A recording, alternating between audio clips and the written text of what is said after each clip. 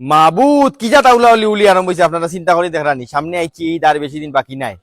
এমন কোন মাইল হুত নাই যে এবার ঈদ বাদে মুক্তানগর রিসোর্ট আইতে না, আপনারা আওয়া লাগবো। মানুষ আয় একবার, কিন্তু আমি আইছি দুইবার, ঈদের আগে একবার, ঈদের বাদে আইমু আর একবার। ব্যাকসাইড আসলে আমরা একটা পল্টন বানাইলাম যাতে মানুষে ঘুরতে পারেন, ছবি তুলতে পারেন। পল্টন কিতা ভাই?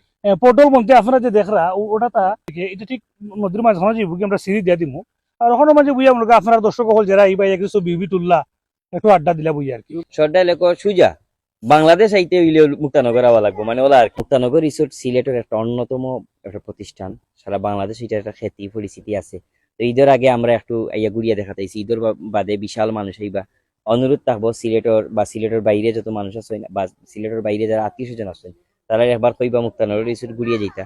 ইনো মাঝে সব ধরনের ফিল আছে, যেমন বাংলাদেশি ফিল আছে, নদীর ধারে একটা সনগর আছে, আড্ডাখানা হাওয়াখানা আছে, ঠিক তেমনি ভাবে সুইমিং পুল সহ এই মুক্তানগর রিসোর্টে ঢুকিয়েও একটা ইউরোপের ফিল আছে, দুবাই আরব আমিরাতের একটা ফিল আছে, বিদেশি একটা ফিল আছে সুজা কথা। বিদেশি এবং দেশি ফিল শুধুমাত্র মনে হয় এই আয়োজনটা মুক্তানগর সারাইলা কম আছে, এবং এটার জো কম, প্রাইসও কম। সুইমিং এন্ট্রি রাইডিং সহ সবটা খুবই কম প্রাইস। আপনারা ঈদর ঘুরাঘুরিত আত্মীয় স্বজন বন্ধু বান্ধব অফিসের কলিগ কর্পোরেট অফিস সব একবার ঘুরিয়ে যাইবা। কুশিয়ারা নদীর পারে ছায়ের আড্ডা, নদীর পাড়ও ন্যাচারাল একটা টিল্লা, রাস্তা আছে সুন্দর।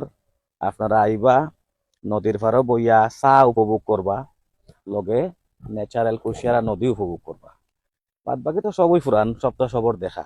এটা প্রায় একবারে নতুন, এখনো কাজ চলে। আমরা সর্বোচ্চ চেষ্টা করলাম যে ঈদের আগে, মানে ঈদের আগের দিন পর্যন্ত যে আমরা ও গোটা রেডি হয়ে যেত, যেখানে আপনারা আইয়া বইয়া ফ্যামিলি লইয়া আইয়া অন্য আড্ডা মারতা এবং নদী উপভোগ করতা।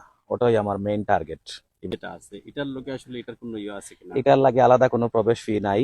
আপনারা মুক্তানগর রিসোর্টের যে প্রবেশ ফি ওটাও আলাদা কিচ্ছু নাই। আপনারা নিজেরা খাবার নিয়ে আইতে পারবা, কোনো সমস্যা নাই।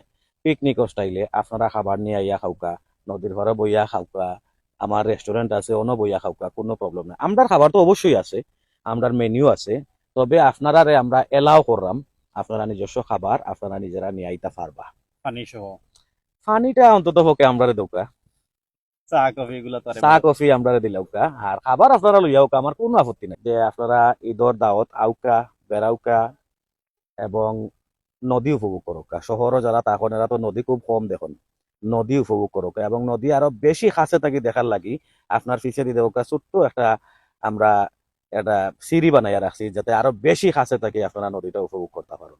মেইনলি আমরা যেন হারা আছি এখানে একটা টিল্লা, এই টিল্লাত বইয়া আপনারা নদী উপভোগ করতা। স্পেশালি গরমের সময় হোক আর শীতের সময় হোক, আলাদা একটা বাতাস, ও যে আমরা ইন্টারভিউটা দিলাম আপনার লগে আলাপ করলাম, এটা বাতাস ফিল করানি, এটা সারা বছর।